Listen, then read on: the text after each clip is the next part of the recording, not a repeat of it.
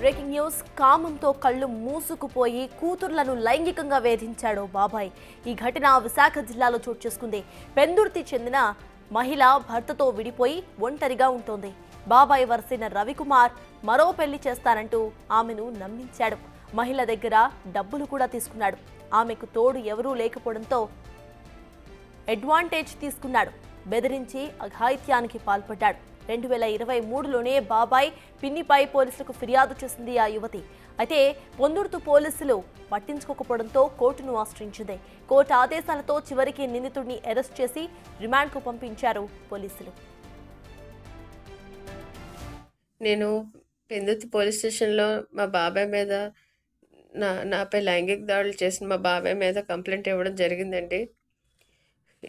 నాకు చిన్నప్పటి నుండే తల్లిదండ్రులు లేని మూలన నా అమ్మమ్మ తాతయ్య నన్ను పెంచి పెద్ద చేశారు. ఎప్పుడైతే వాళ్ళు ముసలైపోయి చనిపోవడం అంటూ జరిగిందో అప్పటి నుండి పెబ్బిలి రవికుమార్ ఇంకా మా పిన్ని నన్ను గార్డియన్గా చూసుకున్నారు. కానీ వాళ్ళిద్దరూ మంచి మనుషులు కాదండి.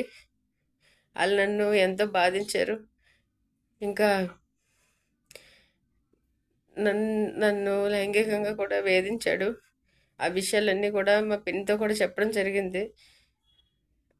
అయినా కూడా ఆవిడ తన బతికేసే సపోర్ట్ ఇచ్చేది. అంతేకాకుండా మా అమ్మమ్మ తాతయ్య నాకు మా అమ్మకి ఇవ్వాల్సిన ఆస్తి అంటూ నాకు ఇచ్చారు. అది కూడా కాజేయడం కోసమని నన్ను ఎంతో మానసికంగా క్షోభ పెట్టారు. ఇంకా నాకు ఒక మ్యారేజ్ చేసి ఆ మ్యారేజ్ కూడా చెడగొట్టారు బ్లాక్మెయిల్ చేసి. దానివల్ల తర్వాత ఇతని వేధింపుల కారణంగా నాకు ఒక పాప కూడా కలిగింది. ఈ అరాచకాలన్నిటికీ నేను కేసు వేయడం అంటూ జరిగింది. కొన్నాళ్ళ తర్వాత నాకు సెకండ్ మ్యారేజ్ కూడా చేశారు. అప్పుడు కూడా సేమ్ ఇదే రిపీట్ చేశారు. ఇంకా నేను భరించదలుచుకోలేదు. నేను బయటకు వచ్చి చెప్పాను, కంప్లైంట్ ఇచ్చాను. నా పాపకి, నాకు, ఇంకా నా భర్తకి, అందరికీ కూడా ఎన్నో బెదిరింపులు చేశాడు. మమ్మల్ని చంపేస్తానంటూ బెదిరించేవాడు. ఇప్పుడు రిమాండ్కి తీసుకెళ్లారండి. పోలీసు వారు నాకు న్యాయం చేసినందుకు చాలా సంతోషం, కృతజ్ఞతలు అండి. వాడు ఏంటంటే ఎవరొకరు పెద్ద మనుషుల చేత రాజకీయ పరంగా చాలా ఇన్ఫ్లుయెన్స్ ఉండడం వలన వాళ్ళ పేర్లు వీళ్ళ పేర్లు చెప్పి ఏదో ఒక విధంగా బయటకు వస్తున్నాడు. ఇంకా నేను DNA పరీక్ష కూడా చెయ్యండి, నాకు నా పాపకి ఎంతో అన్యాయం జరిగింది, మమ్మల్ని కంప్లీట్గా రోడ్డు మీద పెట్టేశాడు, నాకంటూ ఏమి లేకుండా చేశాడు, ఇంకా మాకంటూ లైఫే లేకుండా చేశాడు. ఇంకా నాకేం న్యాయం జరుగుతుందో తెలియదు, కానీ నా బిడ్డ కూడా అన్యాయం అవుతుంది, నేను తట్టుకోలేకపోతున్నాను. దయచేసి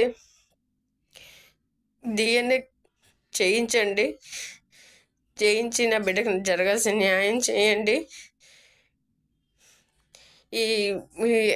ఎవరైతే ఈ ప్రభుత్వం నుంచి పెద్ద పెద్ద మనుషులు అందరూ రాజకీయ పరంగా కూడా వాడు వాళ్ళ పేరు వీళ్ళ పేరు చెప్పుకొని ఎప్పుడు ఏ పార్టీ అయితే ఆ పార్టీకి షిఫ్ట్ అవుతూ ఉంటాడు.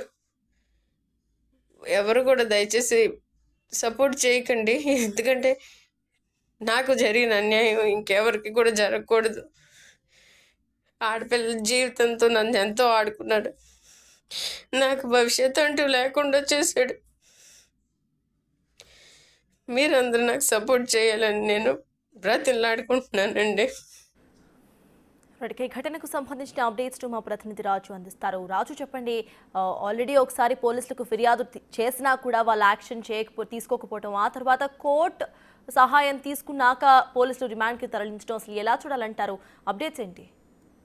అసలు కూతురు వరస అయినటువంటి అమ్మాయి మీద లైంగికంగా దాడి చేసినటువంటి ఘటన చూస్తే సభ్య సమాజం కూడా సిగ్గుపడాల్సినటువంటిది. ఎందుకంటే బాబాయ్ వరుసగా బాబాయ్ పిన్ని ఇద్దరు కూడా ఒక పక్క నుంచి ఆ బాబాయ్ వరుస అవుతున్నటువంటి రవికుమార్ అనే వ్యక్తి ఆ కూతురు వరుస అయినటువంటి బాధితురాల మీద కొన్ని సంవత్సరాలుగా లైంగిక దాడి చేస్తూనే ఉన్నాడు. ఆ లైంగిక దాడి చేయడం, ఆ లైంగికంగా వేధింపులకు గురి చేయడం వల్ల వాళ్ళకి ఒక పాప కూడా జన్మించిందని, కావాలంటే DNA టెస్ట్ కూడా చేయమని బాధితురాలు చెప్తున్నటువంటి పరిస్థితిని బట్టే చూస్తే మనకు అర్థమవుతుంది.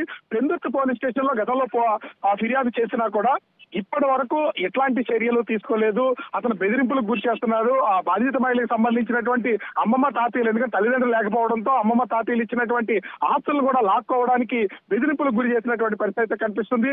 ముఖ్యంగా చూస్తే అటు విశాఖపట్నం నుంచి విజయవాడ తీసుకెళ్లి విజయవాడలో ఆమెకి అబార్షన్ చేయించే ప్రయత్నం కూడా చేసినటువంటి పరిస్థితి ఉందనేది బాధిత మహిళ అయితే చెప్తున్నటువంటి పరిస్థితి కనిపిస్తుంది. ఈ నేపథ్యంలోనే అటు రవికుమార్ కూడా టీడీపీకి సంబంధించినటువంటి కొంతమంది వ్యక్తులతో, ముఖ్యంగా ఒక ముఖ్యమైనటువంటి నాయకుడితో సత్సంబంధాలు ఉన్నటువంటి నేపథ్యంలో ఎవరు కూడా పోలీసులు కేసు పెట్టకుండా ఉంటున్నటువంటి పరిస్థితి ఉంది. ప్రస్తుతం రవికుమార్ కూడా టీడీపీలో కొనసాగుతున్నటువంటి పరిస్థితి ఉంది. ఈ నేపథ్యంలోనే బాధిత మహిళలకు కేసు పెట్టిన 2023 నుంచి కేసు పెట్టినా కూడా ఇప్పటి వరకు ఏ విధమైనటువంటి న్యాయం జరగకపోవడంతో కోర్టుకు ఆశ్రయించినటువంటి పరిస్థితి ఉంది. కోర్టు డైరెక్షన్ లో రవికుమార్ ని 3 రోజుల క్రితం విజయవాడ పోలీసులు అయితే విజయవాడలో పోలీసులు అరెస్ట్ చేయడం, తర్వాత కోర్టులో ప్రొడ్యూస్ చేయడం, రిమాండ్ విధించినటువంటి పరిస్థితి ఉంది. ఇప్పటికైనా నాకు న్యాయం జరిగింది, కానీ నాకు రవికుమార్ వల్ల అతని భార్య వల్ల కూడా ప్రాణహాని ఉంది. ఆ ప్రాణహాని నాకు, నా పాపకి, నా భర్తకి ఎవరికి కూడా ప్రాణహాని లేకుండా ఉండేలాగా చర్యలు చేపట్టాలి. దీని మీద కొంత పోలీసులు కూడా కఠినమైనటువంటి చర్యలు తీసుకోవాలని బాధిత మహిళ కోరుతున్నటువంటి పరిస్థితి కనిపిస్తుంది. ఎందుకంటే వరుసకు బాబాయ్, ఎందుకంటే చిన్నాననే వాళ్ళని తండ్రి తర్వాత తండ్రి అంటారు. అలాంటి వరుస ఉన్నటువంటి ఆ వ్యక్తే లైంగికంగా ఆమెను వేధింపులకు గురి చేయడం, ఆమెను సెక్సువల్ గా రిలేషన్ మెయింటైన్ చేయడం, అంగీకరించినప్పుడు ఆమెను వేధించడం, దాడి చేయడం వంటి పరిస్థితులు అయితే ఉన్నాయి. ఒక హృదయ విదారకం ఇప్పటి వరకు బయటకు చెప్పుకోలేదు. పోలీసులకు చెప్పుకున్నా కూడా న్యాయం జరగకుండా ఉన్నటువంటి నేపథ్యంలో, ఎందుకంటే పొలిటికల్ ఇన్ఫ్లుయెన్స్ ఉంది.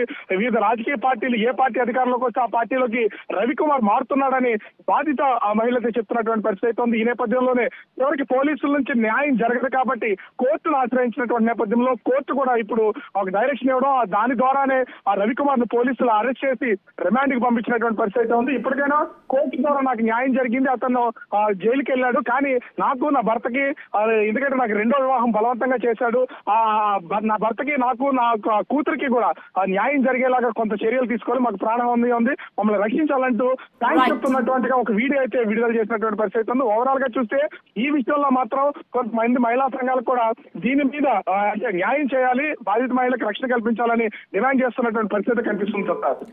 Right, thank you Raju.